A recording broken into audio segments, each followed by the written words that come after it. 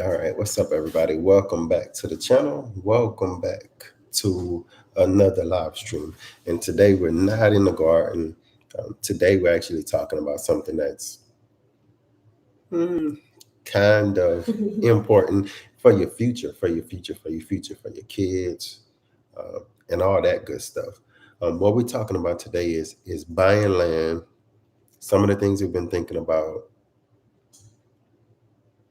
looking at the landscape of the way the economy is going, the way the world is going, watching the way the rich are actually, right now, we're in an apartment complex, and watching how the rich operates will help to make our lives a little bit easier. Hey, Garden Thrive. And one thing is that if we really want to do something great, we have to pull together. If we really want to do something amazing by yourself, yeah, you can make it, you can manage. But everywhere you drive now, you see these communities going up, you see these apartment complexes, these new constructions. None of these buildings go up for the most part. I'm going to say 98% of the businesses, the new constructions that you see, is not the result of one person. It's a result of a group of individuals pooling their resources together in order to go to the bank to get a loan, in order to build those communities. They call them developers. They don't say developer, it's developers, because it's always a group of people. So I know one of the major things on this channel, hey Shortcake, is people looking for land. You kind of see that all the time. How can I get the land? Why is the land so high? How much per acre? All of those questions I want to kind of talk about right now. Uh, of course, inside the city, it's higher. Land is always higher. It's always been that way. On the outskirts, even now, what has happened is most of your people used to live in the suburbs or on the outskirts of the city. With the advent of grocery stores and all these businesses moving into the city, it makes it a little bit easier for you to live in the city. So people left the country because life was easier in the city. Well, with everybody moving to the city, the prices in the city start going up. And people were selling country land for much of nothing. And that's why even today, land far away from the city isn't worth as much as it is in the city. So as people start to kind of get away from the country, moving to the city, the crime started going up. Wherever you got more people, you got more crime, more congestion. So with all of that, the land in the country began to get expensive again because people realized I got to get out of here. I got to get away from all this crime. I got to get away from all this hustle and all this noise and all this pollution from all these vehicles and cars. When you finally decided that it was time to leave the city and you turned around from where you just came from, where your grandmothers and grandfathers just came from, the prices are double. It used to be confined an acre for, I don't know, 3,000, 5,000. Now it's 12,000. Now it's 20,000 an acre. Now it's 30,000 an acre. So you say, King, how can we fight such climbing and steep prices? And so the idea, and it's not, I'm not selling anything. Uh, uh, I'm not developing anything. I want to show you how you could actually get out of those apartments, get out of those houses with no land, with point 0.2 acres, a point 0.1 acre, 0.75 acre housing structures for a cheap price, actually cheaper than what you have now. And that is that you have to come together. You have to come together with like-minded people, hopefully family, some family. So what you have is now 100 acres. If you look on the internet and Google in your area, just Google 100 acres and make sure it's like outside, or you can put your state in 100 acres to see how much it costs. Right now, as far as Louisiana, 100 acres is going for between 450 to 500,000. 100 acres. Can you imagine? So, what I want to do is I want to show you how you can take that figure and you can have access to either 10 acres for under 50,000. You can have access to 10 acres or you can have access to 55 acres for just $50,000. So just say if you found that 100 acres and it cost 450,000 and you and 10 people got together, you would only have to bring $45,000 to the table, and you 10 can own 100 acres. Now, if you want to break it up into sections or whatever, everybody get 10 acres and call it a day, it's done. You can do that. But if you want to have access to even more land, you can say, you know what? I don't need 10 acres. That's a lot of land. But what if 10 of us got together and put up $45,000 and each one of us got 5 acres? So that would be 5 acres times 10 people. That would be 50 acres. But you would say, wow, we still have 50 acres left. What do we do with that? You can actually have 50 acres of communal land. That means fish pond. You don't have to have it on your land. Y'all can choose what part of the land y'all want to put a fish pond on. Part of that 50 acres you can use for hunting, rabbits, deer, squirrel, whatever. Another acre you can clear and use the wood off the land to make you a gazebo area, kind of like a park area where the kids could go and come and play for $45,000. You could have all that if this is the big part. This is the hardest part. If you could find 10 people, 10 couples, 10 adults. Now, if you choose to go the route of everybody get 10 acres, split it up, we pay basically 50,000 or 45,000 for 10 acres, you can. Or you can choose to go the community route, like make a real community, make a real neighborhood, and everybody get 5 acres, which is a lot. Our house is on 3 acres. So I could only imagine 2 more acres. Like that's a lot of land. I'm telling you, for a family, that's a lot of land. You can go the community route and have access to more of the land. But with the community route, of course, I don't want to say it like a HOA, but if you're going to do it together, I think you would have to have something more written in stone. And what I mean by that is you're going to want to have like-minded people in your community, not cults, in your community. That means before you buy the land, before you look for the land, it'll be something in stone, right? You might not want a person in the community that's on drugs. I don't know, or somebody that's a heavy drinker or a heavy smoker. You might not want somebody with a history of domestic violence, because what does that mean? Y'all hanging out and y'all have a little get together one Saturday morning or Saturday afternoon, and here he is over here fighting with his wife, or here he is over here beating on his woman. You might not want those kind of people around. Now you can't stop all of that stuff, because somebody might not beat that woman, and then all of a sudden you're like, what the hell? When he start beating his wife, So, but for the most part, you can have certain things in place.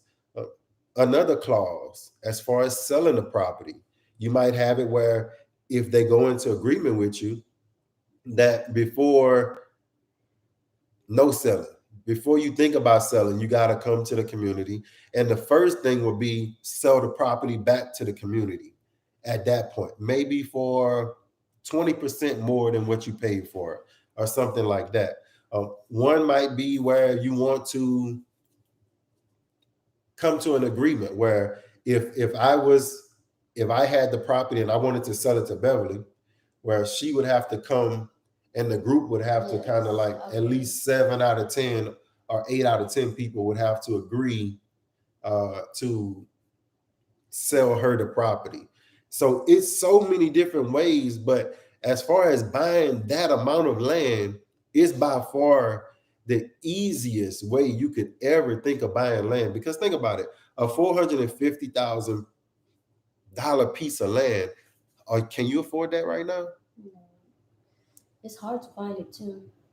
Like, I mean, yeah, If some. if you can't even get funding for it. Like, but access to 55 acres for 50,000. Will it be in everyone's Think name? about it. So would it be in everyone's name? So that's a thing where it would be more like a community, like a LLC, kind of like that. Something more like a business, as far as the property would be in everybody's name, but you would have those conditions to where if somebody would want to sell. But me, I don't know why somebody would want to have access to 55 acres for 45,000 or $50,000 and actually want to sell it. Even if I didn't even want to live there, just to have access to that amount of land for 45, $50,000, and you buying land now, you know how much it costs. Why would you get off of that? Why would you sell that? I know we fall on hard times, maybe a divorce, things happen, but that's why I was saying you kind of want to have some things in the bylaws or something worded in the contracts for how to get out of uh, your property. And I'm sure I was thinking, if it was 10 of you all, and things change, and somebody may get divorced or may want to sell, and they sell it back to the community. Well, maybe somebody in the community has a child or has children now that want to buy that property from them. So that it's all different kind of ways.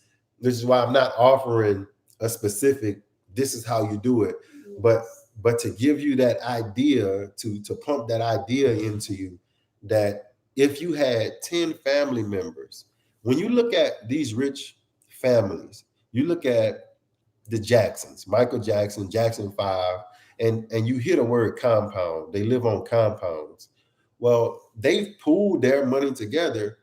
That compound, probably when they bought it, they may have paid $100,000 per person. But when you put all of those members together in that family, that probably was a $2-3 million purchase back then. Now it's probably, their compound is probably worth 10, 20 million. Yes. So it's the buying together and being grown enough. I think people ought to be grown enough to understand. Okay, I'll put it this way. You're at home right now. If you're in an apartment, you living around 1,000 people. Nothing will change. If you're in I don't know a neighborhood, Mhm. right? And you're on the street in your neighborhood, and you got one house here, one house here, one house here, one house here on side the street. You're still living in a community. Nothing has changed except you can do it on 100 acres. Yeah. That's the only thing changes. You can build a house. Just say you get 5 acres, and y'all want to do the community deal where you do 5 acres each person, and then 50 acres communal, what we call communal property, where anybody can go hunt on, fish on. You can put your 5 acres here, leave a large patch of trees if you're buying land that's got trees on it, Mhm. large patch of trees, and then the next person can get their house site. So you can come together and choose house sites. You're going to have to build a house. I'm talking about land now. When it comes to the house, you might want a tiny home. You might want a big extravagant home. You might want to pay, even if you get a house for 100,000, you're still getting access to 55 acres for $100,000 home that you got to build, and for 45, 50,000 for the land coming together. That's still hey, Deep South Homestead. That's still 150,000 for access to 55 acres, each person, each family. It's the same thing as the neighborhood you're living in now, except you're going to have more land. So what's going on now? When you see new construction, just say you see a neighborhood and they're putting up what we call tract homes. I'm going to tell you this secret. They've done nothing more than a couple of doctors, a couple of lawyers, in what they call a buying group or a cooperative group have come together and they've bought about 30 acres. That's small for them. So they went and paid for about 30 acres. And then they just start building up these little tract home neighborhoods. And then what we do, you go in that little tract home neighborhood and you buy one of those houses for 290,000. You buy one of those houses as soon as you see the sign up where they say starting at 250, starting at 390, starting at 220. You can't wait to buy. What? You can't wait to buy to go live right next door to 100 people. What's the difference when you can, instead of buying that $220,000, $290,000 home, why not go in with 10 other people and put up 45,000 and get you access to 55 acres or more? You might find a 200 acre tract somewhere. The hardest thing about this is finding the people to join. Yeah. Want to do the same page. Because it's simple. It's simple. You can write it down on a tablet. It's so super simple. And let me tell you, like I say, it's a community, not a cult. Because you can actually separate on 100 acres. You don't have to be close to nobody. On my street, we got 3-acre tracts on one side, 4-acre tracts on the other side. We're still a little close because of how the houses are built. But if we had 100 acres to just choose a site from, a house site, you don't have to be close to anybody.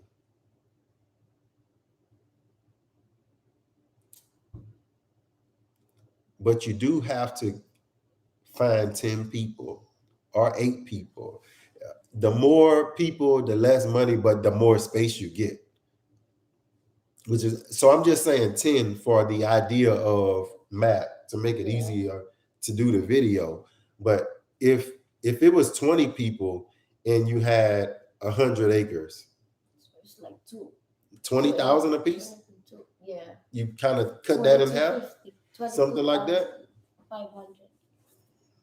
And you just got to cut down the amount of space. So you might go to having 2.5. Yeah, 2.5 acres, 3 acres, and still have access to another 50 acres. So you go down about 52 acres or whatever. Or if y'all just all wanted to decide to everybody want to live on this street, how we used to do it back in the day where everybody family was on one street. Yes.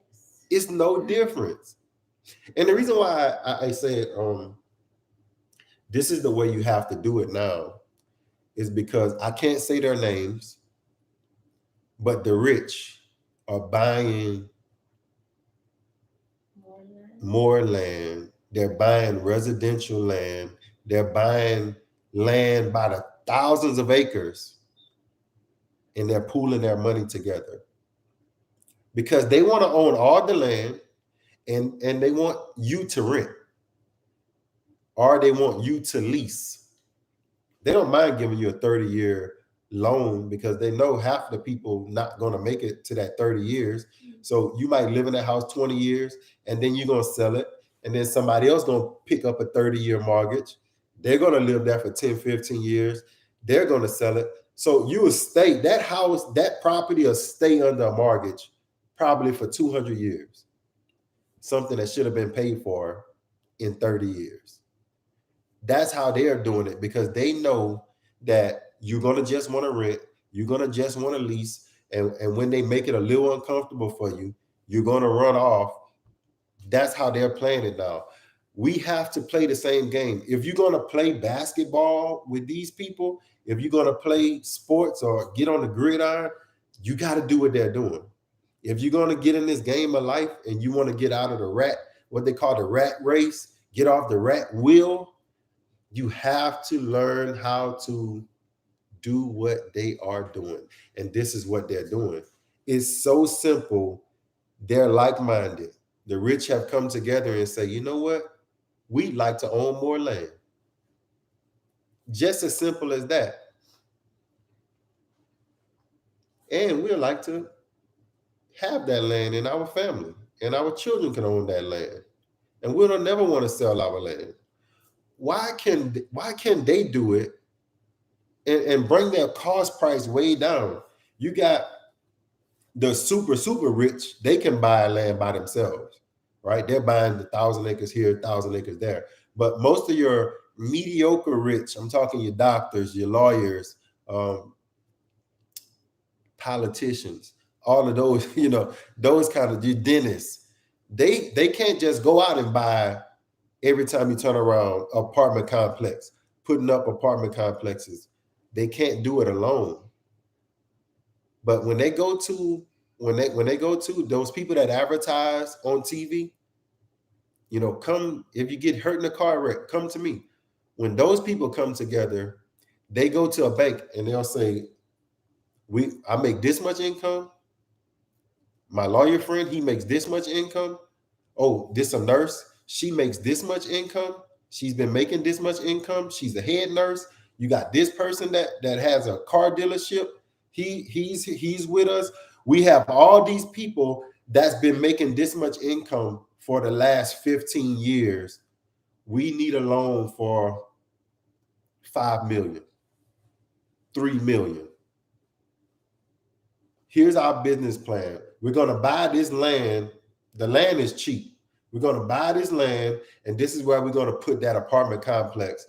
We need the money to build the apartment complex, but in 3 years, you'll have all your money back. Or 5 years, 7 years, you'll have all your money back. And after that 7 years, 5 to 7 years, that's when they go into the profit. And those apartments that got 100 units, 200 units, 300 units, now that property is bringing in all profit. If they can do it, why can't we do it? If they can go out together and buy land, why can't we? Like I said, I'm not talking about me, so don't put in the comments, King, you want to go in with me? No, I'm not going in with nobody. That's why I told you, that's the hardest part of finding is finding the people. And that's just because I don't really know. It has to be people that you know and trust, and people that you've been around, their lifestyle, because people can say anything. But I think to find a person in their 40s, 40, 41, 45, even 30, late 30s, established, got good jobs, good income, to approach them. And then most people at that age, they're trying to find those places to invest anyway. They're trying to find those forever homes anyway. To approach them and say, man, wouldn't you like to have 55 acres or access to 55 acres? At $45,000, that's about less than 1,000 an acre. I believe I'm right. Yeah. For 55, access to 55 acres. And we've wondered for so long, how do those people get all that land? That land has been passed down many times. And then many times, the people don't even own the land anymore that they're staying on. The land is owned by the banks or these huge corporations, and they're just letting the people stay on it, and they're letting the farmers lease the land now. So you think about that. You've had farmers in the past, their family owned the land. The banks came in, they defaulted on the loans, or the bank came in, or the government came in and told them that they could get a loan, tricked them, get a loan on their equipment and all that stuff. And then once they got a loan and they started farming, got the corn, got everything growing, then nobody to buy the stuff. So if nobody buys your product, you go under. You go under, you default on your loan, you lose it. The government say, you know what? I'll buy the land and I'll lease it back to you. Or the bank say, I'll buy the land, but I'm not going to kick you off the land. we'll lease it back to you for 40 years, 30-year lease, 20-year lease. So that's what they're doing now. They're buying up all the land and leasing it to the farmers. But we don't want leases. We want to be able to come together on our own and buy the land and live on the land if we want to. We want access. We want access to land. You think about it. You can be in multiple, I'm going a little far-fetched here, but you could be in multiple communities. If you could do, just say you did this with 10 people and you found 100 acres for 500,000. Each one of y'all put up 50,000. You go out there, you find your little spot, you clear a little bit, put you a little small house, and then you hear somebody else on the other side of town. They're doing it. It's catching on. Another 50,000. You can go get in. You can get in on that community. You could have two communities access to over 100 acres for $100,000 by just rinsing and repeating the exact same thing. How hard is it? It sounds so simple. But it's hard to do. But it's hard to do. She's right. She's right. It sounds super, super, super simple, but it's so hard to do. It's so hard to find 5 people. So just say if 50 acres, if you slash that and you say, okay, we can't get 100 acres because I can't find 10 people. Well, if you found 50 acres, could you find 5 people? And that way, off of 50 acres, 5 people, each person still can get 5 acres. And then you got 25 for community land. So that would give you access to 30 acres if you can find 5 people. And people are crying and begging, where do I find the land?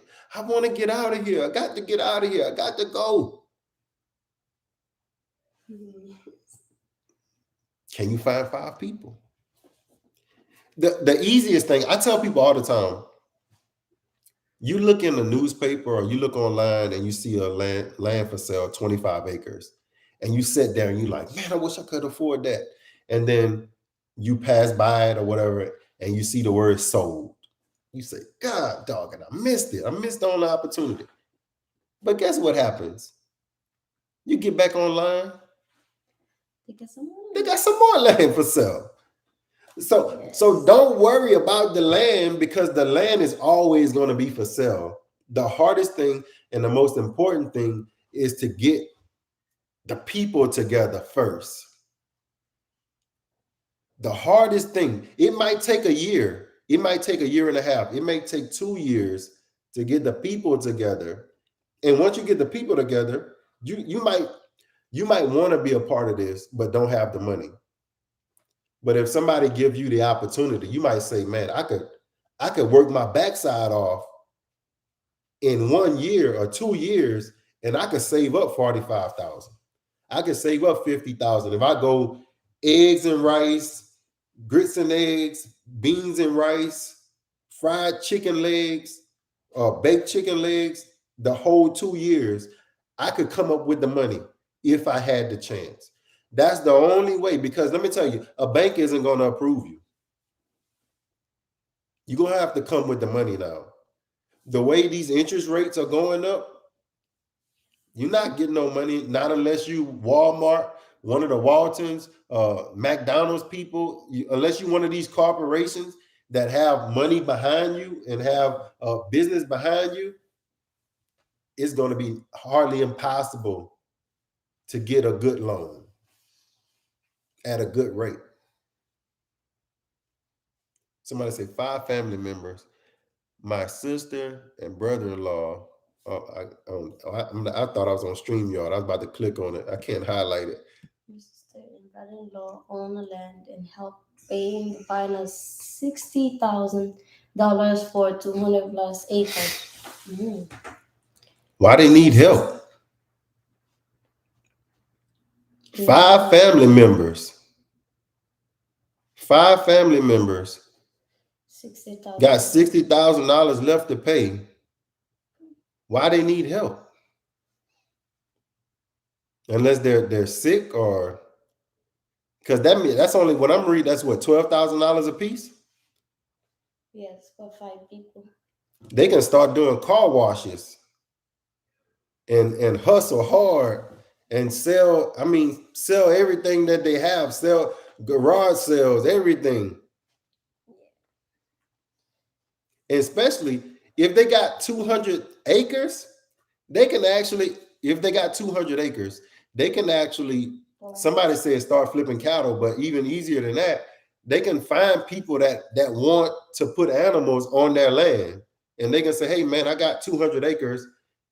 You want to lease a couple of acres to put your cow? Lease a couple of acres to put your sheep?" It's so many ways. Like 60,000 looks like a lot, but if you already have access to that amount of acreage,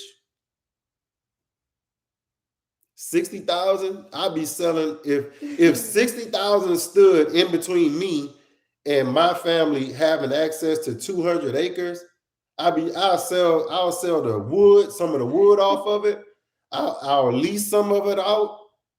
I would try to farm some. If not, I mean, it's so much you can do. I wouldn't go get a loan if it was down. If I had 200 acres down to 60,000, it's just time to grind. It's time to just pull your britches up at that point because you already got it done. You just got to go hard with it. Tania says, we bought our first farm, 120 acres in partnership with our brother-in-law years ago.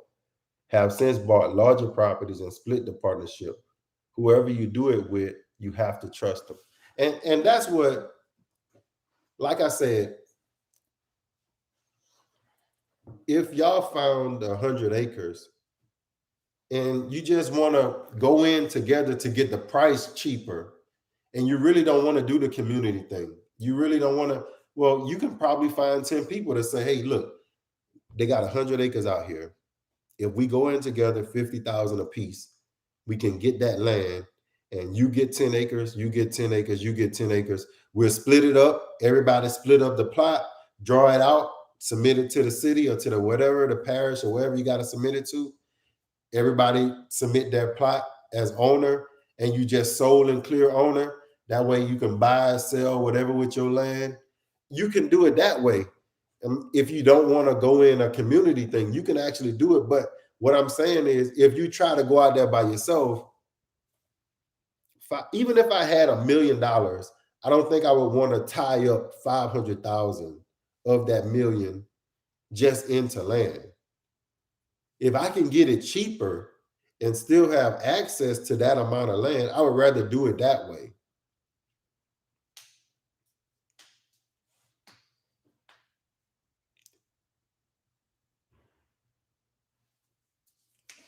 If anyone interested in buying 10 acres of land outside Dolan, Arizona, let me know. I got you. Mm. So that was one of the things, just sitting here in this apartment complex. So this apartment complex is huge. It's so huge, you just have to stay on the floor you on. That's how huge it is. Because if you walk around and go to other floors, you get lost. Everything looks the same. It's real generic. It's just so large. It's just so huge. And by looking at it, if you do a little research on a property, you find that it's not one person owned this. Like, it's not, oh, Mr. King owns that apartment complex over there. No, it's a company. And all a company is a mix, or a development company, or a cooperative company, or a buying, they got buying groups out. These are things that are real. And because it's not in our purview of, we don't see it every day, we forget these things exist. Buying groups are real things. This is why your neighborhoods are being bought up. This is how people can buy out politicians. They get together and pool their money. Just you by yourself, they call them super PACs. It's nothing but buying groups. They all pool their money together and they go buy a politician. They pool their money together. They go buy some land. They pool their money together. They go buy some apartments, or they buy land and put the apartments on them. Oh yeah, Desmond said, or hedge funds. It's all the same. And let me tell you, and the reason why I brought that up is because the people that pool their money together, the people that pool their resources together, are the people that control the world. The people that pool their money together controls your city. You might not know it, but the people that the cooperative groups, the buying groups, they run your city. They bought your politicians. They bought your police department. They bought your hospitals. The hospitals. Look at that. The Catholic churches and all these people are is a result of people that paid tithes and give to the church. They used all that money that they got from people paying tithes and offerings, and they got Catholic hospitals everywhere. The Jewish people do it as well. You got Jewish hospitals everywhere based off the money from the Jewish community. That's how it's done. It's only done, for the most part, the easiest part, by people coming together. Even in a small town, it's never just one head honcho. In some small towns, it is, but for the most part, it's always a group of people at the top that own everything in the city, and then the people at the bottom fight for little crumbs and little beat up old houses in the neighborhoods. But the stuff that brings in the majority of the money, the commercial part of the community, the commercial parts of the city, a couple people own them. That's because they're doing what we can't do. They're doing what we proven we can't do, and that we need to change. They're coming together. Perfect example. What I don't think I need to see who put it up there. Perfect example what Phil said about the 5 family members. Is no way in the world that you should have 5 brothers and sisters and nobody have a house. These things are so simple. Most houses in a middle, I'm gonna say in Louisiana. I gotta speak for Louisiana. I don't know about your state. Most nice houses in what we call middle class neighborhoods is between 100 and 150, 170,000. Nobody want to put together. The people that are putting together, I only can say certain things, but I'll say this. The people that are putting together, living in those houses, you pass by those houses and you see those neighborhoods where they got 10 cars, one house, you laughing. Oh, oh they got 10 cars and people stay up in that house.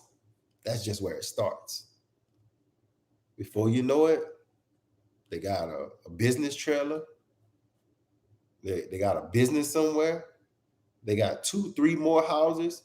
And you might say, man, them people moved out of that house. No, it's not 10 people in the house anymore.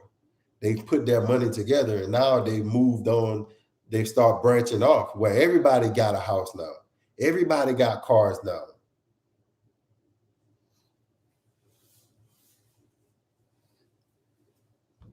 Everybody's working together but us. But the people at the bottom, what I mean. I don't mean like black and white I mean everybody's working together, but the people that say they know how to live together. The only way you get Christian folks together is and pool their money together is at the church. This is crazy to me. You can't get a lot of Christian folks to pool their money together to do anything. But go to the church. They pool their money together at the church. And then what the church does the church buy an apartment complex? Does the church build a grocery store? Does the church build a Dollar General or or any kind of business that they can hire people that's in the church, what does the church do with that pooled money? They go build a bigger church to get more money. That's what we do. That's what we do. We'll go give the bank more money, the money we just pulled together, instead of use that money to go build some kind of business in the community that we so say we're trying to fight for the community in. And oh, the Lord is going to come and do this for the community. You got all the money in your hand. What do?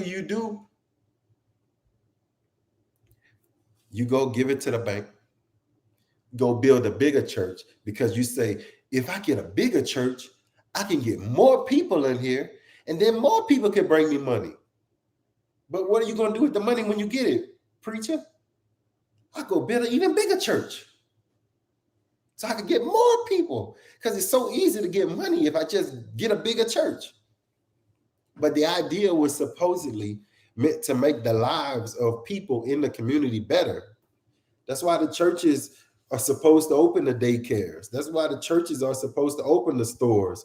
That's why the churches are supposed to build the parks. You don't need the government to do it. We pooled our money together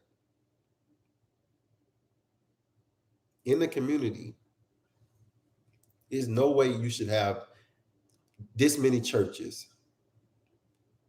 and not one church-led business.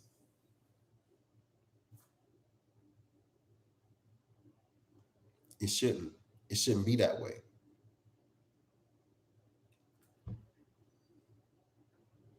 My hope, my prayer for this live stream is that you can learn from the church. Watch how easy churches build wealth. Watch how easy. Look how easy it is for the Catholic Church. They got money. They've got so much money they don't know what to do with it. They can build whatever they want.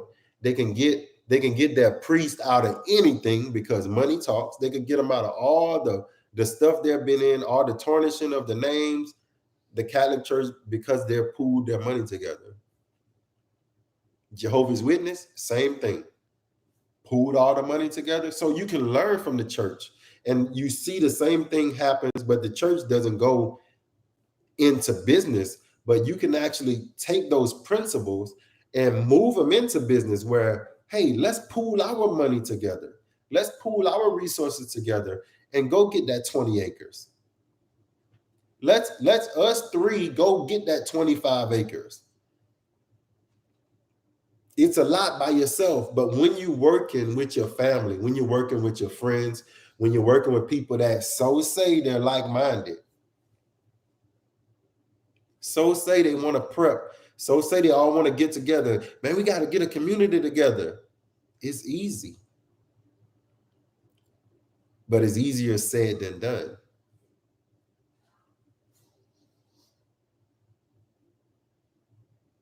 I know people don't have the money. 50,000 might be a lot of money. It might be, but is it a lot of money when you got a goal? If you had a hard goal in front of you and somebody, don't do nothing illegal, but if somebody said, man, look, in 3 years, whoever got 50,000 going in, we gonna put our money up and we go and get such and such land. Wherever is that? Like I said, you don't even have to go looking for the land, because the land isn't important. You got the money, you got the land. I don't care if somebody's already on the land. If you got the money in your hand and somebody owns the land and you find them and they need the money, you got the land. So looking for the land isn't really that important.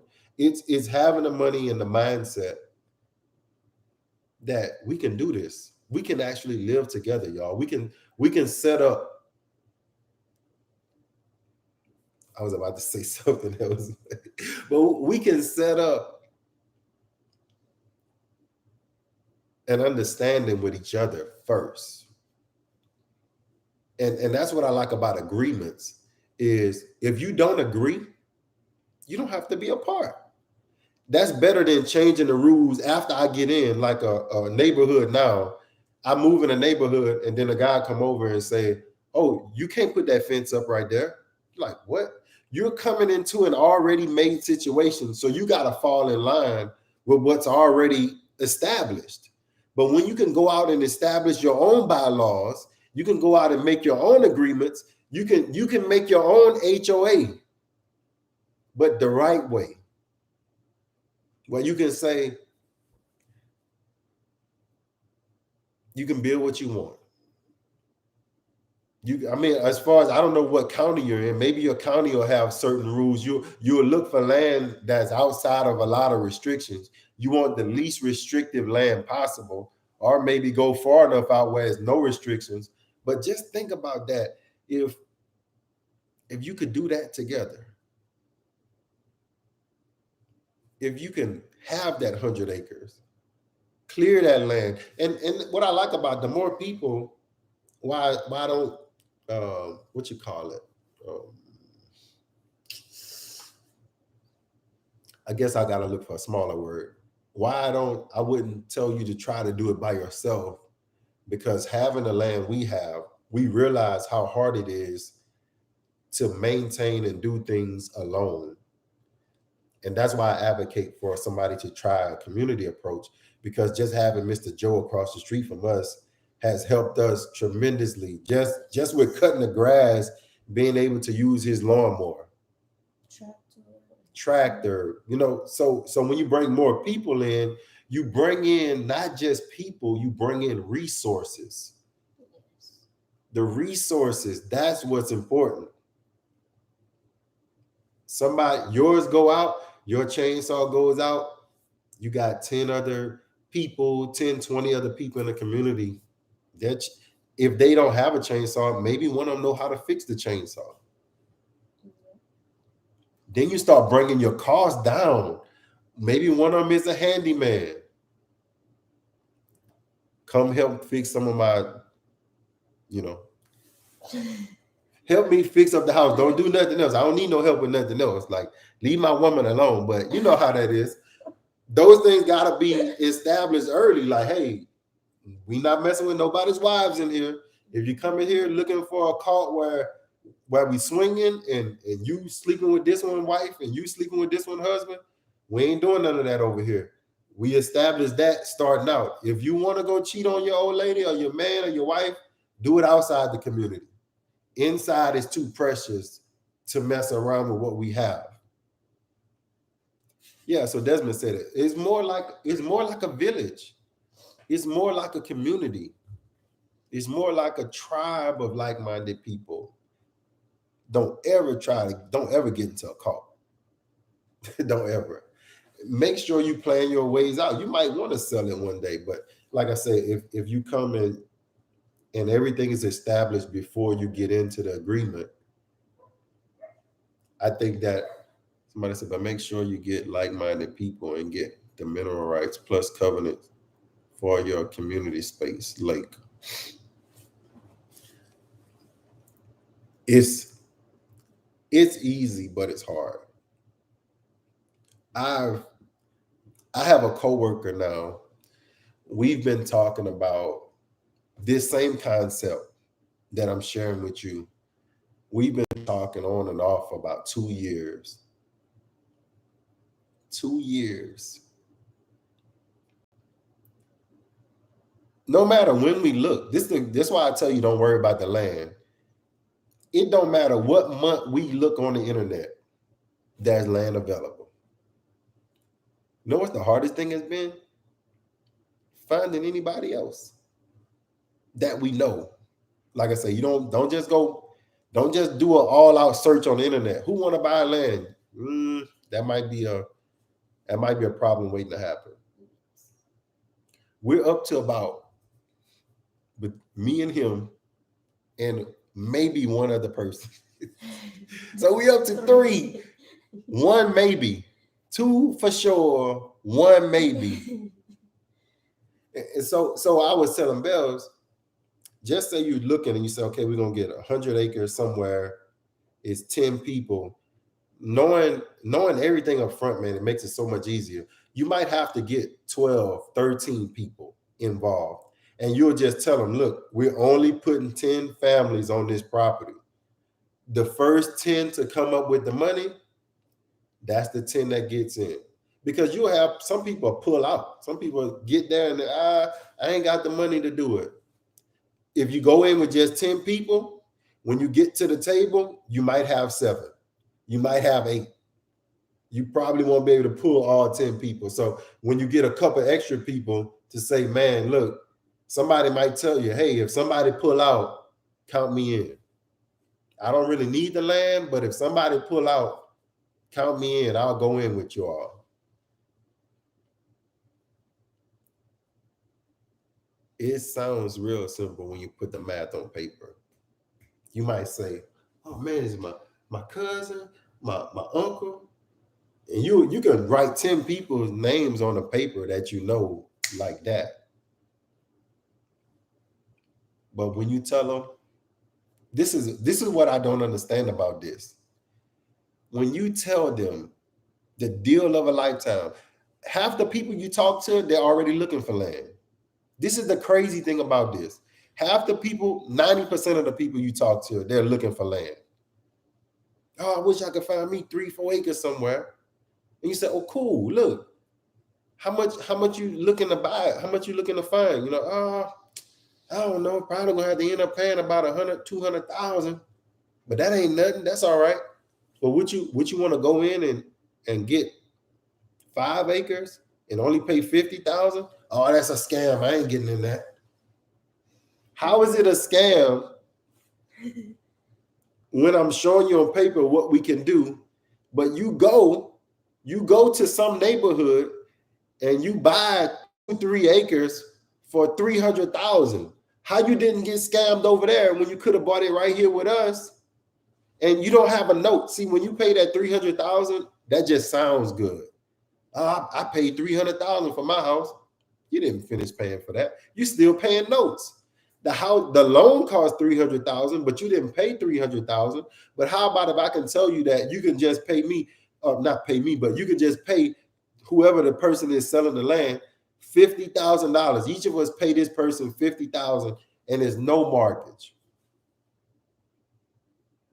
You put up $50,000, no mortgage, and you got access to 30. If it's 5 of y'all, 30 acres. If it's 10 of y'all, 55 acres. Which one seemed like a scam? Or like I was gonna say, I'll break that 50 acres. So that's what we said at first.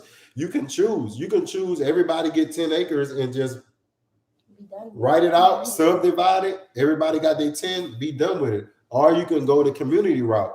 But the idea here, and you look at the title of the video, is learning how to bring the prices down on this property because the prices are going insane. You're going to have to come together.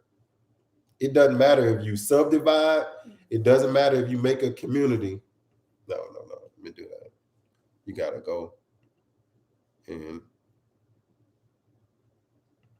take them all the way off.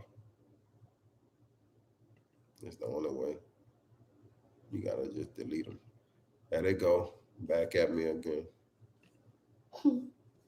They come after me every now and then. I'm glad you was here to see them. That's my moderator. I got a live moderator. Oh, man. So,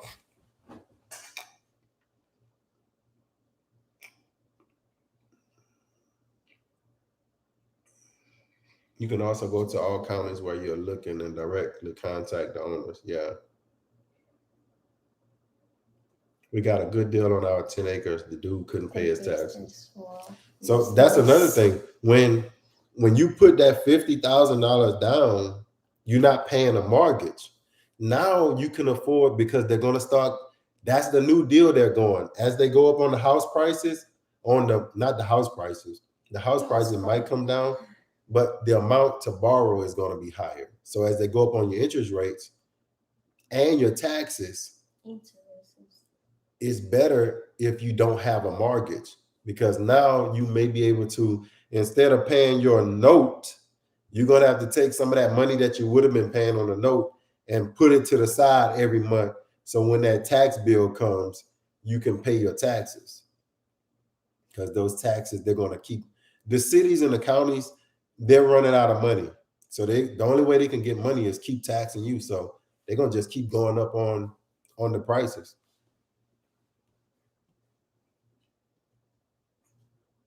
Many folks want cash sales. I mean, it makes it so much easier. You can't do a cash sale of 500,000 by yourself, but 50,000, I put up 50. My brother put up 50. Another friend of ours got his 50 with his family. Somebody else got their 50. I mean, hustle up if you don't have it. Start doing some hustling. Like, men can do it, women can do it too.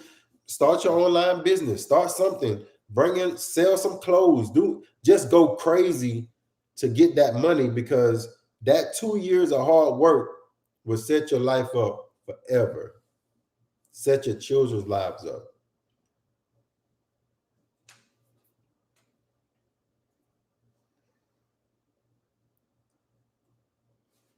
Somebody said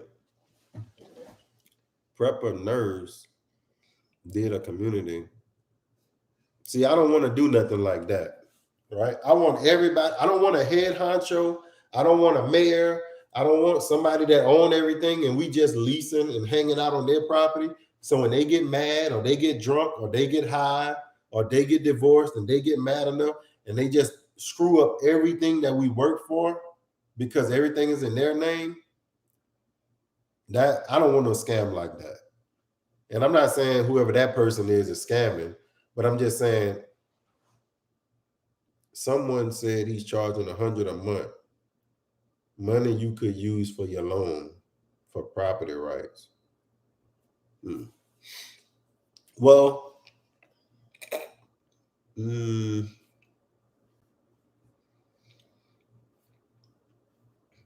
okay, I can understand that. If what you're saying is, if he has this huge 50, 60 acres and he's saying, hey, if you want to come live at our community, it's $100 a month. I could understand that. I can understand if he's saying, hey, if you want access to these 50, 60 acres, it's $100 a month. You're not going to find that deal nowhere. So I can understand. I thought he was saying like all y'all bought in, and then all of a sudden he was like, this in my name. I'm the one that signed the contract for this. Like, that's shady. If he did something like that and used everybody's money and put everything in his name, you got scammed, you know? But if he's done it the other way and he owned the land and he was like, hey, whoever want to come, because all he's doing is using that $100. If he bought the land, he's probably got a note on it. So he's probably using that $100 from everybody, probably get 10, 15 people. So that's about $1,500. And he's using that money to pay on the loan. What I'm saying is totally different, is that we have no loan. If everybody come in with their money, it's done.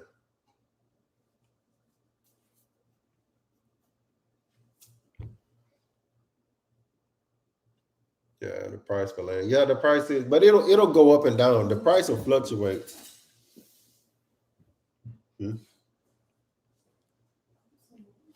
The price will fluctuate up and down with land. But the beautiful thing about land is it's always a deal. It's always a deal somewhere with land. Just don't get buttoned down into, I want to live here, I want to live there. You might want to live in that state or a general area. Don't say, I want to live in that town, because the next town over might be where the deal is.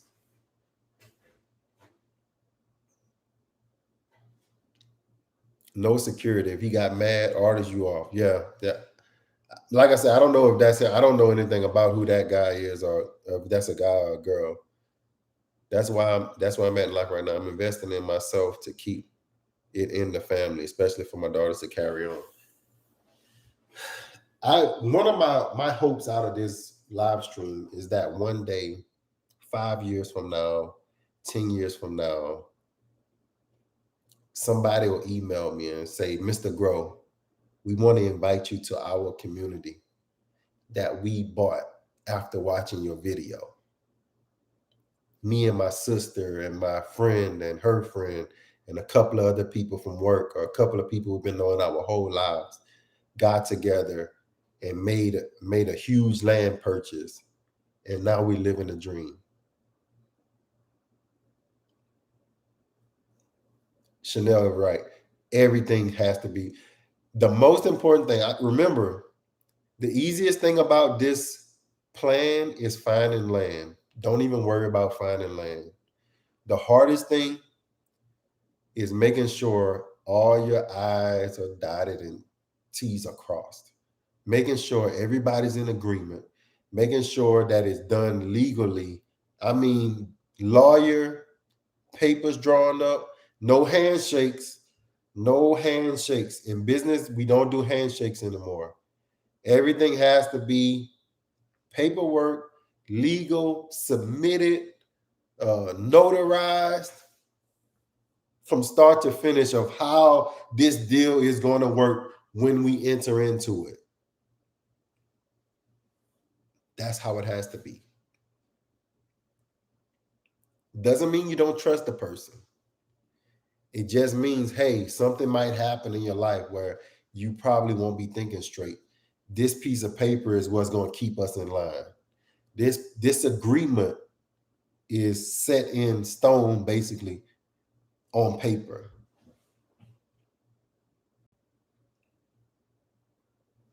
And things are more simple when it's on paper, other than somebody saying, well, I thought when I first agreed to this, I thought it was going to go this way, or well, I thought this was going to be different. No, you didn't think, because it's on paper. We told you that this was going to be 55 acres or 30 acres or 20 of those acres. We told you that we was going to eventually put a pond on it. Or when you got to build up housing sites, it's a certain area that you dig from. And as you dig from that area, building up house sites, you automatically make a pond.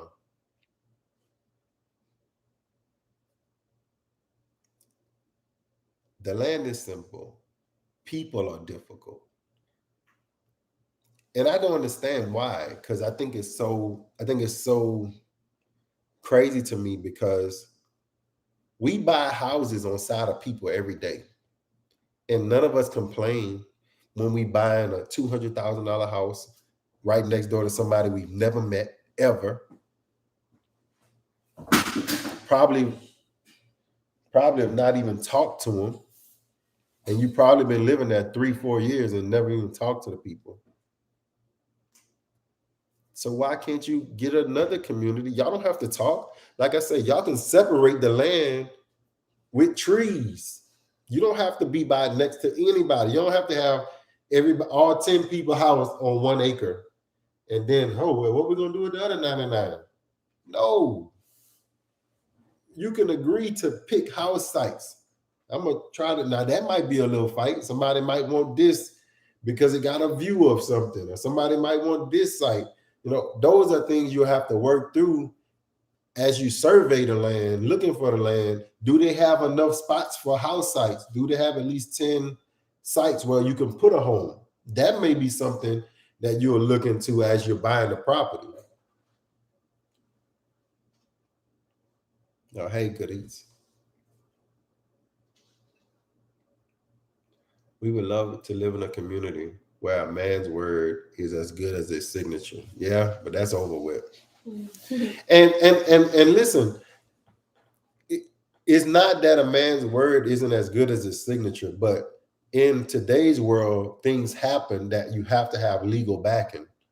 Something happens, one of them passes away. Somebody gets in a car wreck and passes, or somebody gets sick and passes. Well, what happens to the land if that happens? The family will take it, and you're not gonna have no access to it. But what if it's in the clause that it doesn't just roll over to family? I'm not saying it has. It can be any kind of way. It can be where it has to go to the children, where they can't just sell it to anybody. It can be all kind of things. Or they may say the person may be a single person. We have so many of those people in America that are wealthy, but they don't have children, they don't have family. So when it comes time, if they pass, they may be in a clause where that land goes to back into the community plot, where now we have access to another 10 acres. Now we got 65 acres. We just, it's so many things that you have to sit down and get as much written out as possible. Somebody said that's where smart contracts come into play. And you can have it where it's changeable, where it's negotiable. Just how, I mean, look at the Constitution. They're talking about doing a constitutional conventions in states where they can just change what the Constitution has said. So likewise, you can come every 5 years and let's sit down and look over this contract. Let's see if anything needs to be changed. Let's see if we need to amend some stuff. Let's see how people's lives have changed. These are things that you can do if you got it down on paper first. We can't continue to go it alone thinking we're going to get the dream that we're dreaming. It's not going to happen for 1%, 2%. Yeah, are they going to get the nice house and the land? But for the majority of us, we can't continue to think that we can do it by ourselves. How they say I can do bad by myself. Yeah, you can do bad by yourself.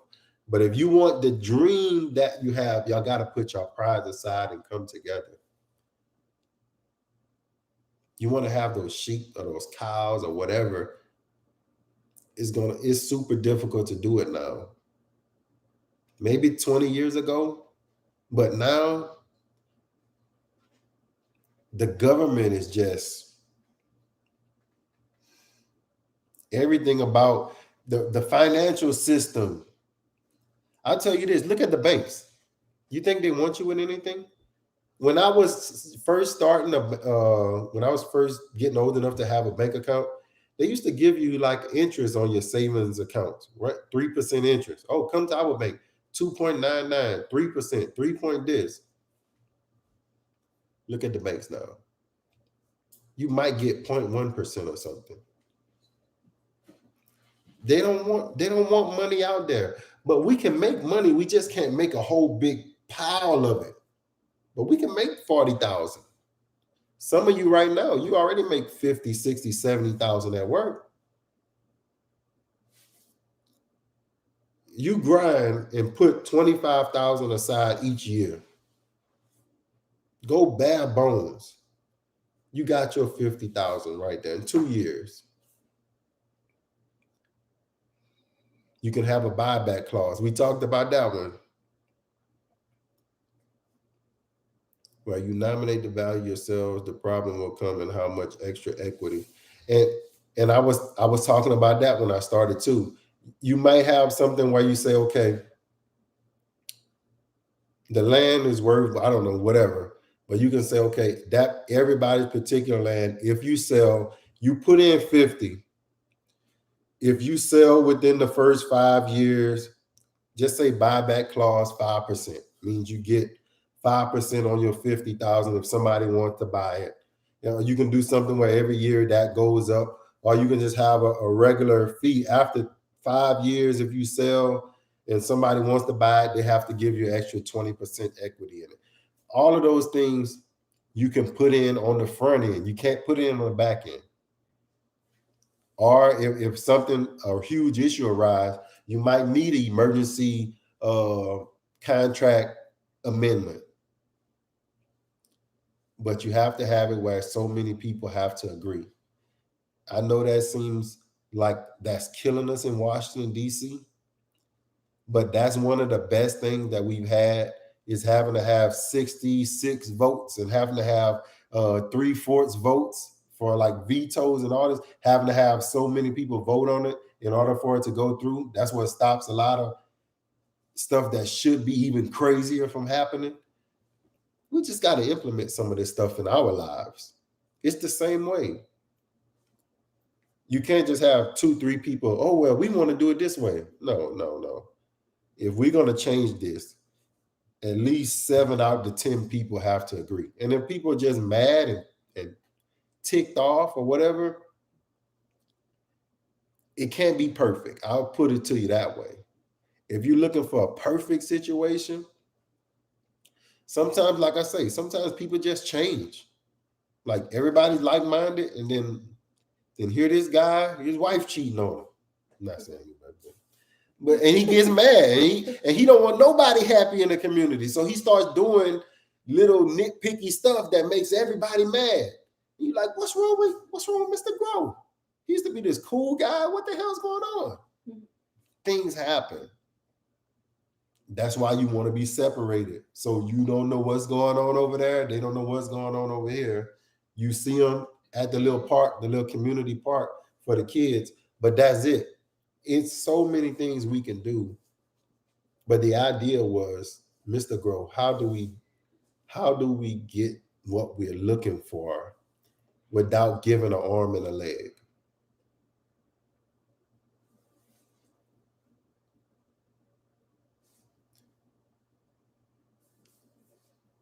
Don't know if I can manage more than 5 acres myself.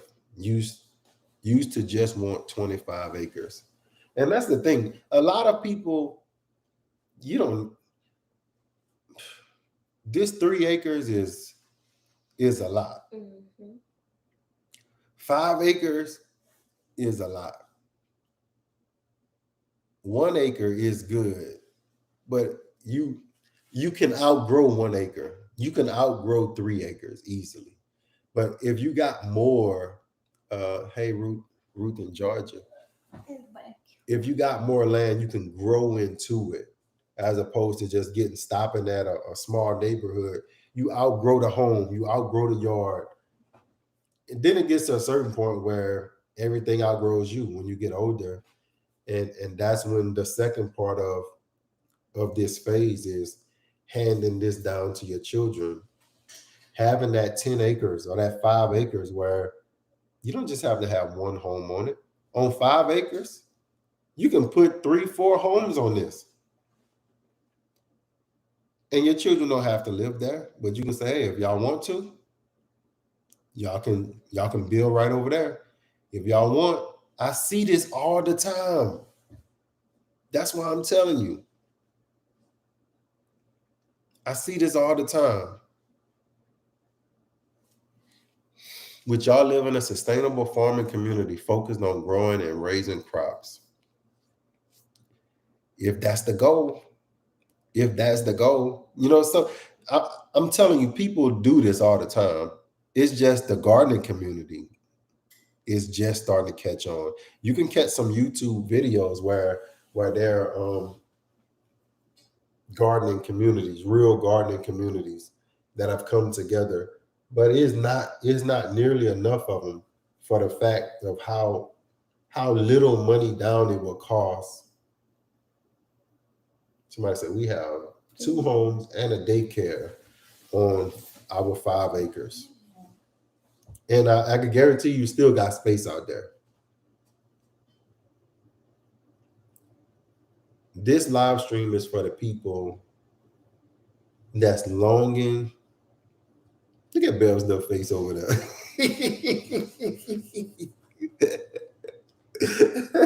She probably tired, y'all. Not tired? Probably a little tired. This is for the people that's longing for an idea. And that's what we're offering you today. There she go. And an idea of how to make it possible. Is it possible? How can we do this? Anybody got any ideas of how it could be manageable to get my hands on 30 acres, 40 acres? I got the best idea in the world. Work with somebody. Work together with somebody. Preferably more than somebody. A few people. The more the merrier. because you can take out of that 55 acres. Some people might not want a little, a big, huge garden. I was telling Bells this. I forgot about that. Everybody got 5 acres. You got another 50 acres that's communal. You can clear an acre, 2 acres, because at my home, of course, I'm going to have a garden. You're going to have your rosemary, your herbs, and all that stuff. You're going to have that stuff. Fruit trees, you're going to have some of that. But just think, you can clear land. You can clear an acre and just plant fruit trees. You can clear 2-3 acres and have it for whoever wants to get a tractor or wants to farm. And you can have all the corn and tomatoes and watermelons and all of that stuff on that 50 acres. Have a huge little farm, a little 1 acre, 2 acre farm, plus have your garden at your home. Using the water from the pond for like this, when you don't get rain for 2 weeks or 2 months, using the water from the pond to feed the farm or to water the farm. Hey, backyard farmer Pat. Miss Pat says, I would love 3 acres just to leave an acre for each of my kids. You can leave them 5 with this one. You can leave them 10 with this one. And like I say, it's the hardest thing, though, I've found in grappling with this idea is finding the people. Hey, Mar, I ain't seen Mar in a while. That name. The hardest thing is finding the people that's not gonna lose it and go crazy. And I think that's the fear. Is like, man, I'm gonna get caught up in this. If you got that fear, and you say, man, I don't want to get caught up in nothing with somebody that go crazy on me. Well, then you might want to just subdivide it. Everybody get 10 acres and be done with it. But me, I would rather get the 5 acres and we have access to the 55, like leave those trees, because where you get trees, you get wind breaks and all kind of stuff. I would want to have a trail, where we can make a trail for our children to be on, just little stuff like that. Little 4-wheeler trails. If everybody got 10 acres, then you can't go on nobody else's land. You can't just, I'm going to ride on Miss Beverly's land and track up her land with my 4-wheeler and then come back to our house, Dad. Okay, go ahead. She ain't gonna mind. If it's 55 communal acres, it's yours to tear up. Not tear up, but it's yours to go track crazy through it. I hate that it sounds so simple. And it's not. That's the only thing I hate. Is that I put it on paper and I'm like, that's it. 45,000, we can go get 100 acres, find 100 acres for 450,000, 500,000 somewhere. Like, this is a no-brainer. Let's do it. 3 people. 3 people on the boat. 1 maybe on the boat. 1 walking the plank. Man, it sounds good, man. I don't know, but I think I would do it with y'all. Like, come on, man. We're trying to get people. And this has been taking, like I say, it's been almost 2 years. Almost 2 years. So it's going to take you time to get those people. But when you get those people, I would say, as you get the people on board or in agreement, that's when you start, like, you should be saving money now. Knowing I don't have to save. Let me tell you something.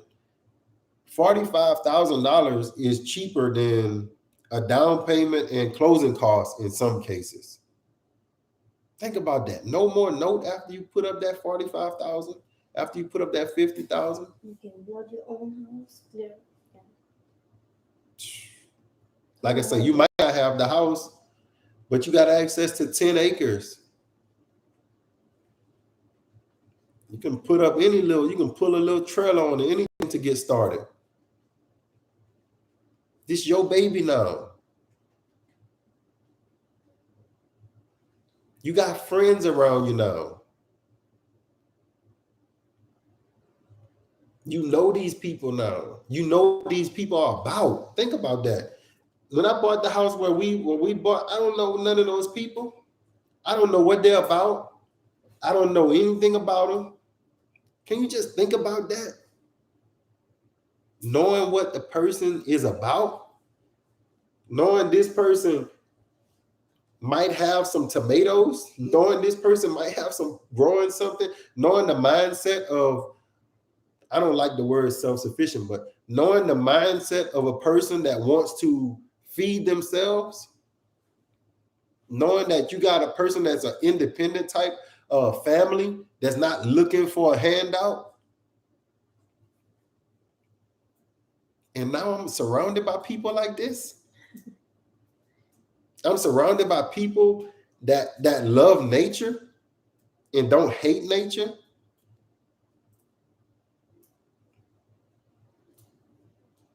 I'm surrounded by people that want to see a fruit tree in my front yard and don't want me to hide it. I'm surrounded by people like that. People that's raising their children to where their children come over in the front yard and won't destroy my stuff, won't steal from me. They can come over and eat off my fruit tree, and I'll see them and wave at them, knowing I don't have to worry about them kicking in my back door.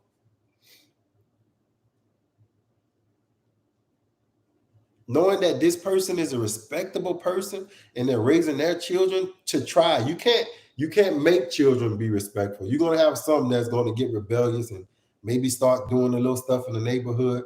But if we got people together that knows what it was like when we were growing up, that it's a community now where I don't have to be afraid. I can call your mama. Hey, man, why did I see your son is just got in a car with a whole group of dudes, man. I know those dudes ain't no good. To be able to have those kind of relationships.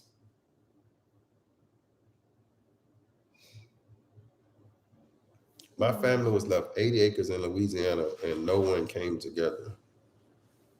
Wow. So they lost it? They lost the 80 acres?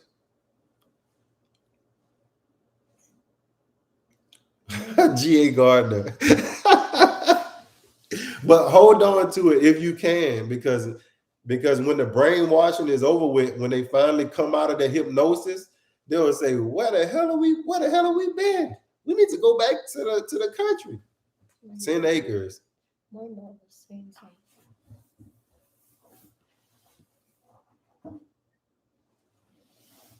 What? Here.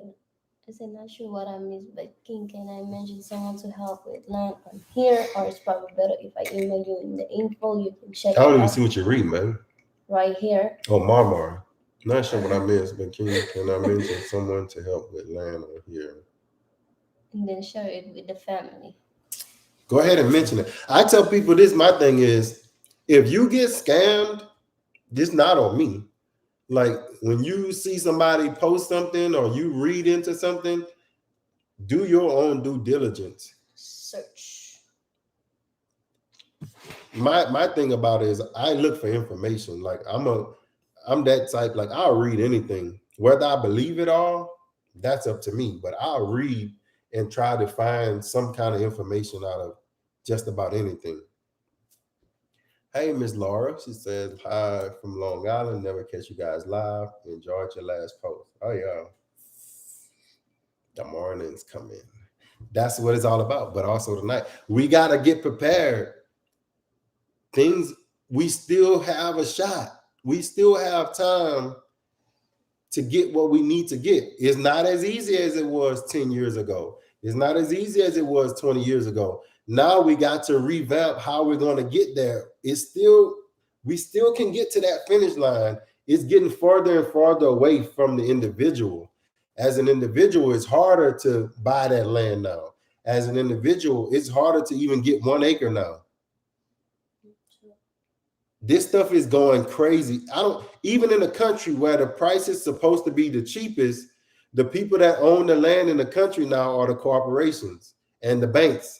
So going out there is just as high as in the city now. And they don't want you in the country. So now the only way to combat it is we got to come together.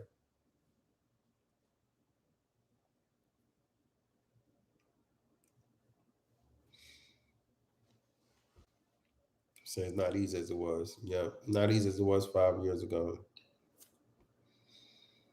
Oh, Sylvia Russo, I listened to that sermon. I'm sure it blessed you. I'm sure it blessed you. It blessed me as well.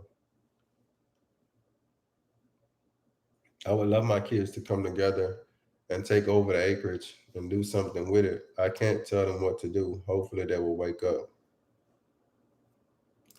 That's the thing, or not. And then somebody else with the dream will come out and take that 10 acres right from under their hands. And they won't even want it. They won't even want it until it's gone. You done worked and kept it up 10, 15, 20 years, and they're going to sell it like nothing. And after they've sold it and we've passed on, then they're going to say, man, I'm over here spending up in this $400,000 house. I ain't got no land. I ain't got nothing. We just sold 10 acres out there. We should have kept that. It's too late. It's too late once you sold it. How many people got family now that had acres and acres and acres of land in the country and they sold it or didn't pay the taxes or just didn't even go back to check on it? The city, the county took it, somebody else bought it, and now they just ride by. Oh, we used to live over there. Y'all don't own that no more? No, I don't know what happened to that land. Maybe such and such used to own it. You just gave it away. Now you want to go back out there, but it ain't free no more. Now it's not hand down through the generations anymore. Now you want to go back out there, 200,000. You want to go back out there, 300,000. You want to go back out there, 500,000 now. You can't get back out there now. The only way to get back out there is you're going to have to go back out there with a group, which is going to make it a whole lot better because it's like-minded people. You're going to know your neighbors from the jump. You're not going to have to wonder who owns that. You know we own all of this.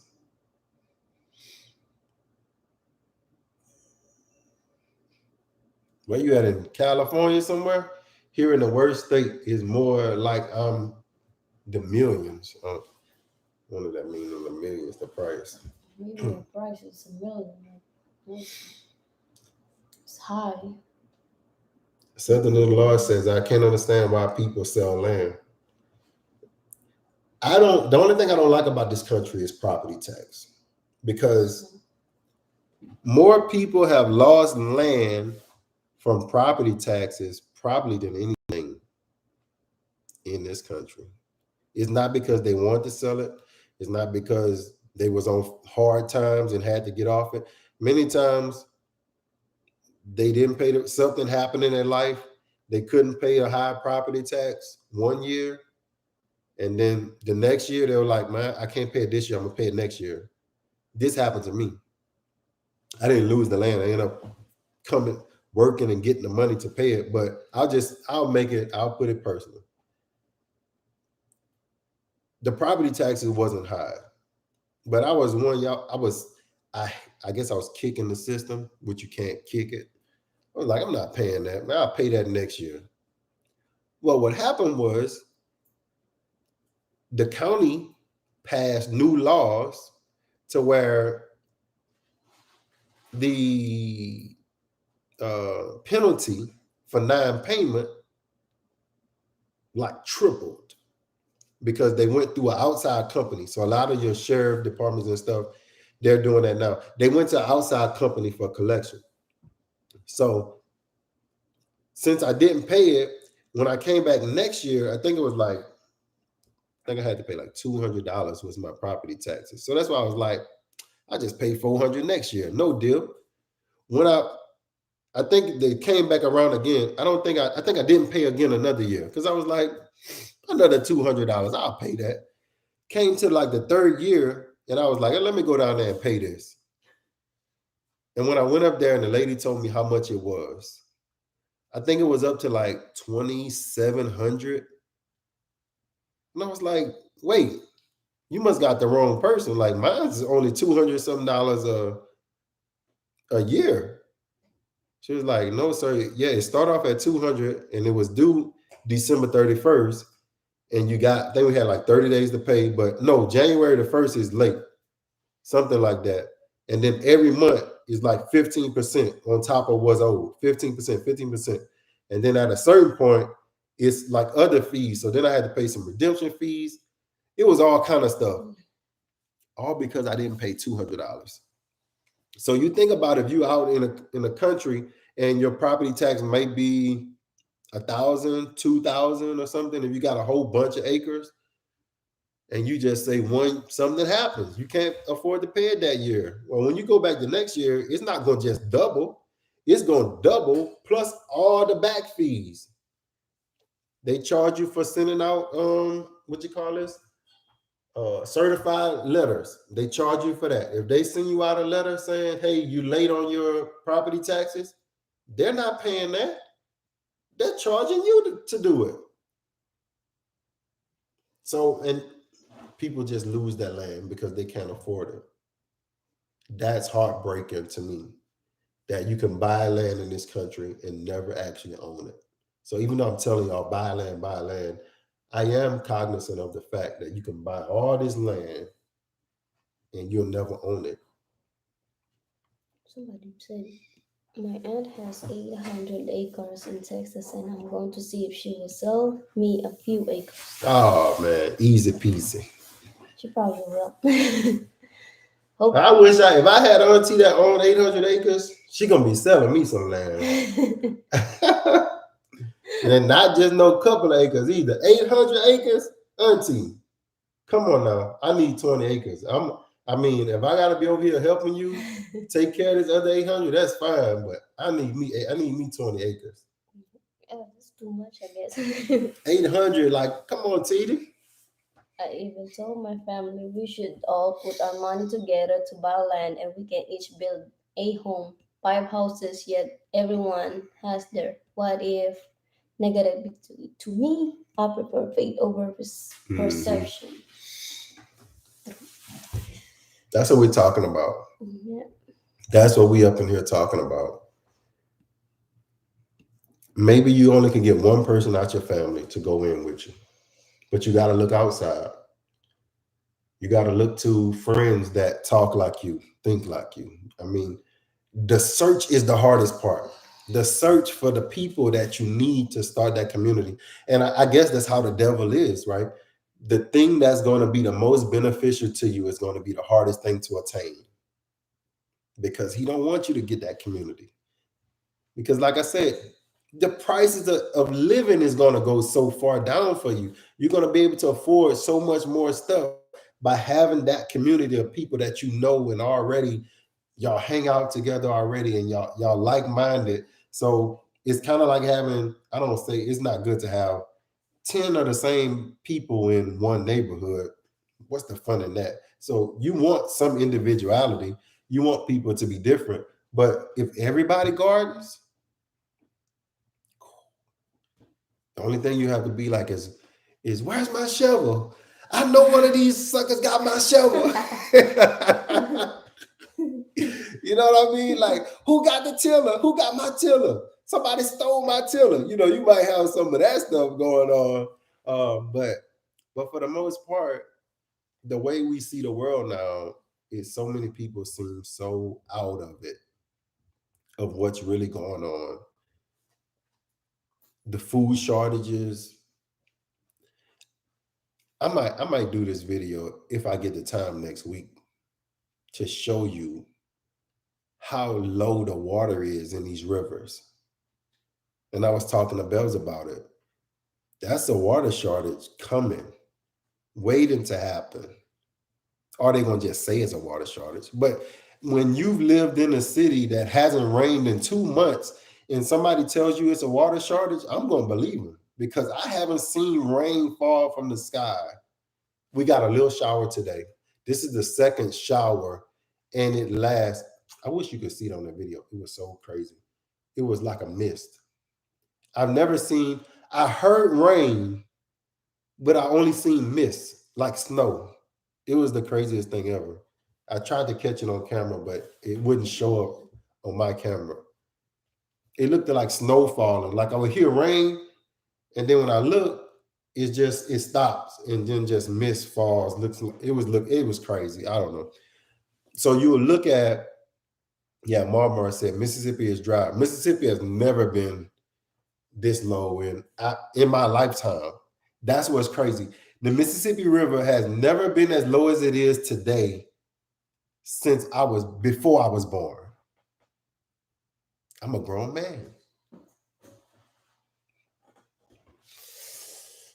So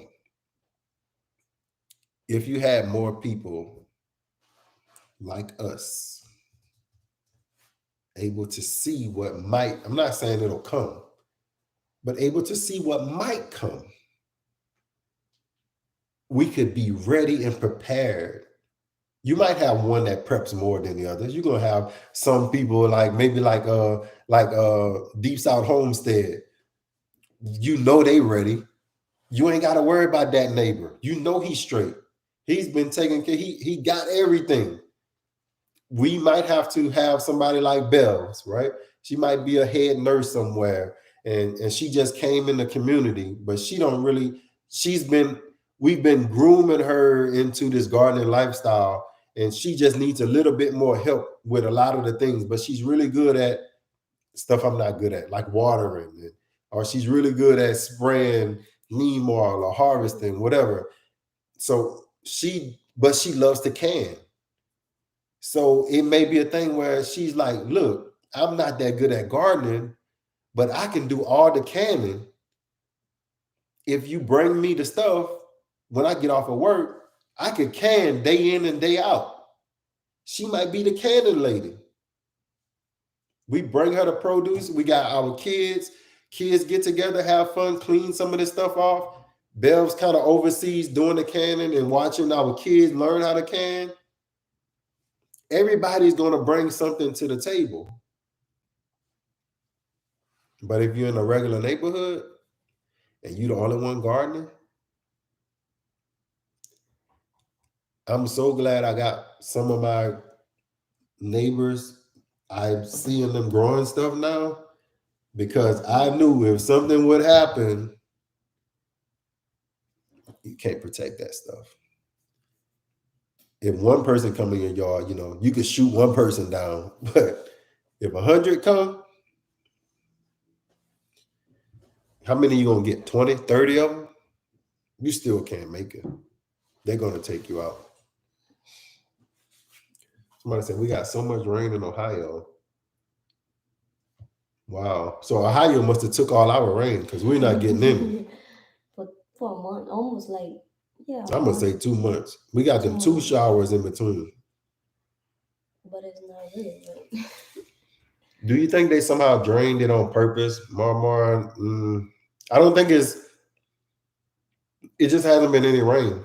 One thing, you can't really drain the Mississippi because it only drains into the Gulf of Mexico, and you can't drain the Gulf of Mexico. It's just that I don't think it's been rain. So with the Mississippi River, is the largest river in the United States. A lot of your states drain into the Mississippi.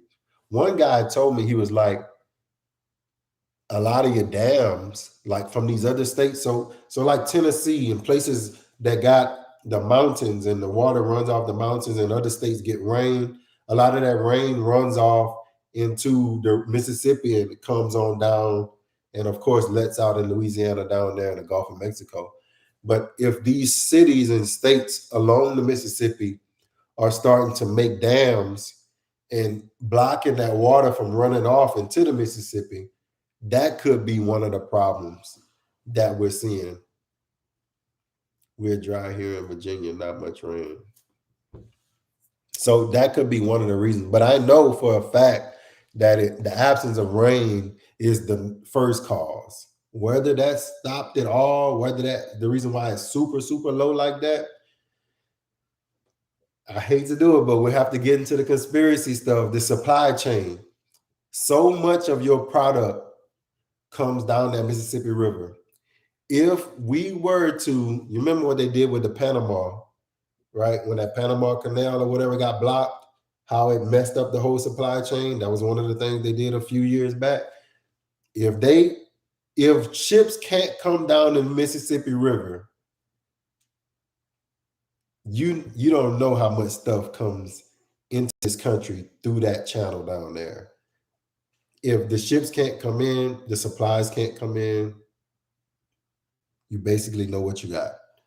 A huge supply chain issue, and I'm sure they would love that, right? Hmm. All the more reason to have your community where y'all might have a little well, y'all might have that pond, y'all might have access to that water, y'all got access to food.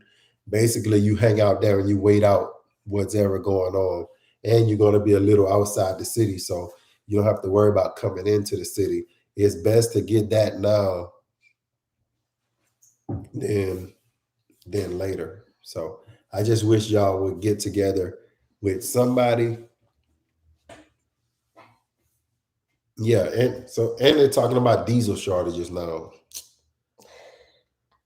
I don't get these people. I like solar. That's why I like solar. It's not as powerful as generator and all that stuff, but solar, they haven't started blocking out the sun yet. I've seen the research, I've looked at the papers, I've seen all the things they can do, the cloud seeding to block the sun. But for the most part, you're going to be able to get some kind of power out of solar. That's why I like solar. That gas stuff, anything that I have to depend on the government for, I'm weary about it. Anything, generators, cars, anything that runs off gas, anything that runs off uh, all this stuff, man. You just got to do the best you can now because looks like they're after us. I don't know. I guess I need to say that. I think they're after us. But if you got a little bit of solar, you don't have to go crazy. But if you got a little bit of solar power, it'll take a longer time to charge, but you at least have some access to some kind of power. Maybe to run your well, maybe to run your pump where you can pump water out of your pond onto your garden. Because if you got no power, no way to pump water, and no rain, where are you going to get the water from to water your garden? No rain is falling. So I think that's it. I know Bells is tired of sitting up here with me because I ain't let her say not a word. Say something so people don't get mad at me.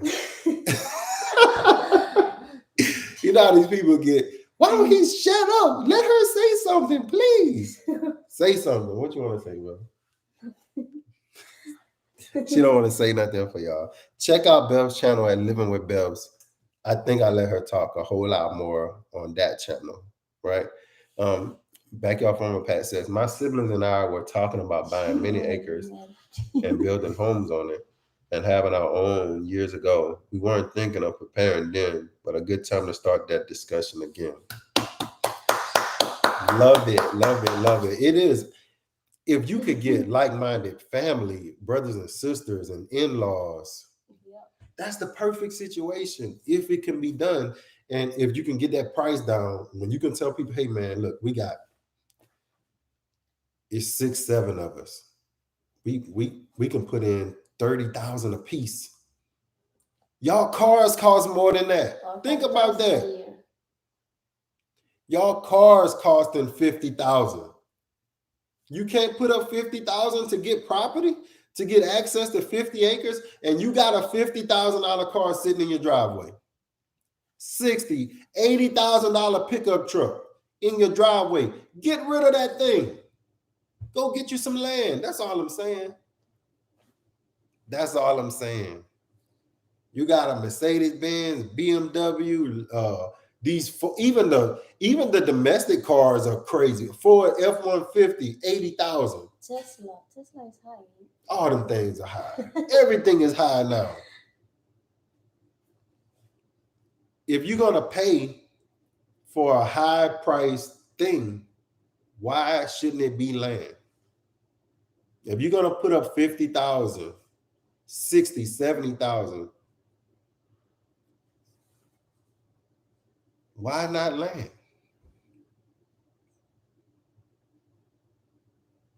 Why not land? We see it all the time. We live in an apartment, but we'll buy that brand new Nissan, the brand new whatever. We just gotta get it. Girl, I'm just tired of riding in that old car. I just couldn't do it no more. I just gonna pay the note on it. I ain't worried about it. I'm gonna just keep going to work. Why not keep going to work to buy your land? Why not take a loan out or do something to get some land instead of a car that's doing, it's not going to do anything for you. It's going to cost you money. Land is going to cost you money, but land is going to appreciate. Car depreciate. More money. Costs more money because if it is breakdown, you have to spend more money. Just like I told the person at the front, that 60,000. You think of a car.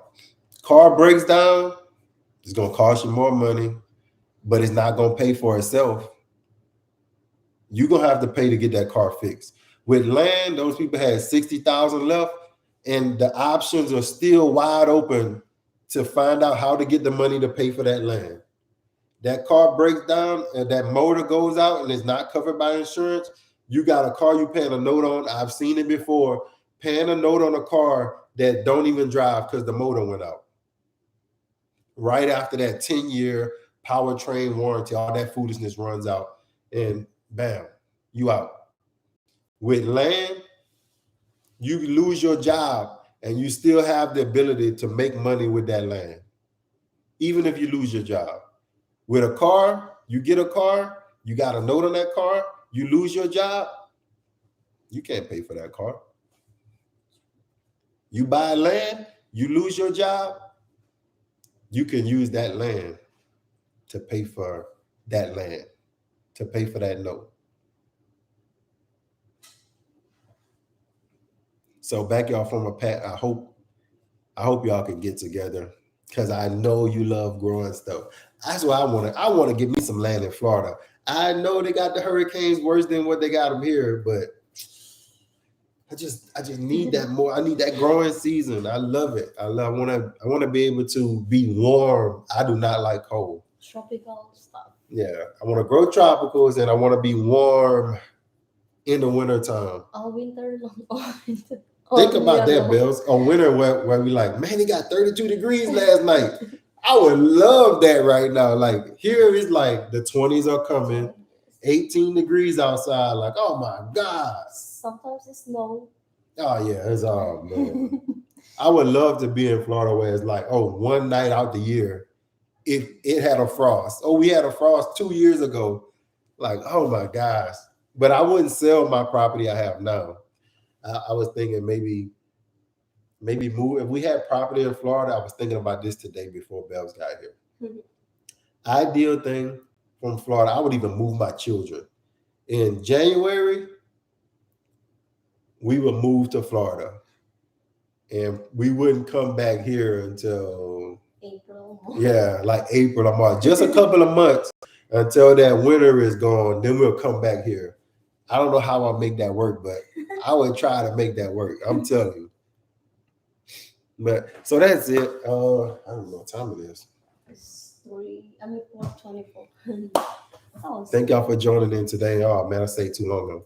Thank y'all for joining in to the live stream today. I hope that I wasn't looking at all the messages in the chat, but if you watch and you watch you go and watch it over or the replay, I'm sure somebody put in some good information in the chats. I actually sometimes watch the replay just to look in the chats to see what people are talking about. But think about it. Think about even before you start looking for people to go in this venture with you, get your money together.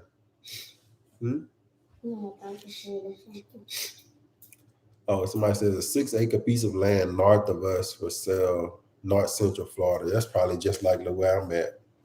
85. But look, 85,000 for 6 acres. So if you had, so check this out. What's 85 divided by 3? What's 8? I don't know. 90 divided by 3 is 30. So somewhere around 30,000 a piece. 3 people, if they went in together, 36, yeah. 3 people could each person could get 2 acres.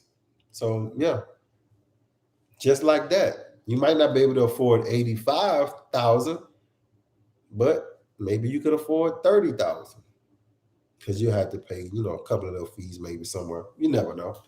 Just think about that.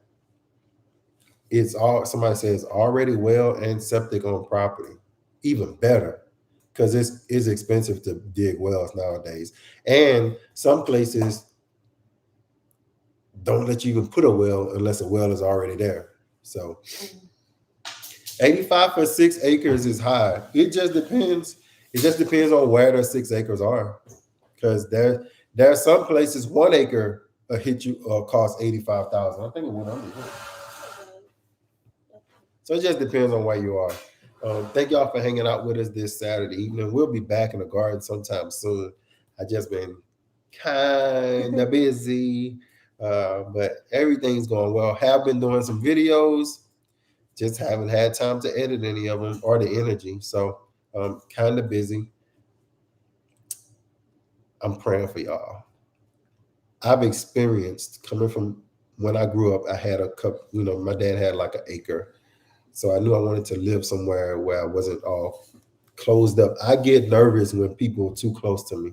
When I live around people that's in a neighborhood, I don't know. I just don't like it.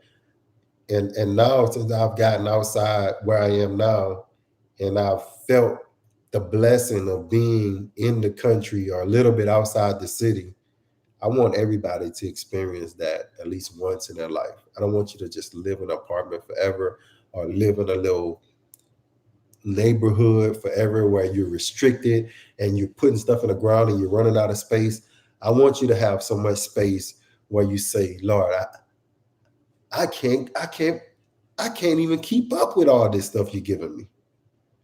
That's where the blessing is. So thank y'all for watching the Grow Family Network. And remember, not just I can get 65 acres for 225,000 with riverfront. Oh, see? And that ain't bad at all. So what if 10 people come together, that's what, 25,000 a piece for 67 acres? Yeah. Just like that. 10 people, 67 acres y'all can have with riverfront. It's land is there. Don't worry about the land. Just get it together. So thank y'all for watching the Go From Network. And remember, in all areas of life, I'm wait for Silver Fox to answer where that's at. In all areas of life, not just in the garden. Missouri? Yeah. Oh, we passed to Missouri. Missouri was nice. He liked Missouri. Yeah, I like the feel of Missouri when we was there. Missouri is a nice place. So thank y'all for watching the Go Family Network. And as always, grow. Peace. Y'all be good. God bless.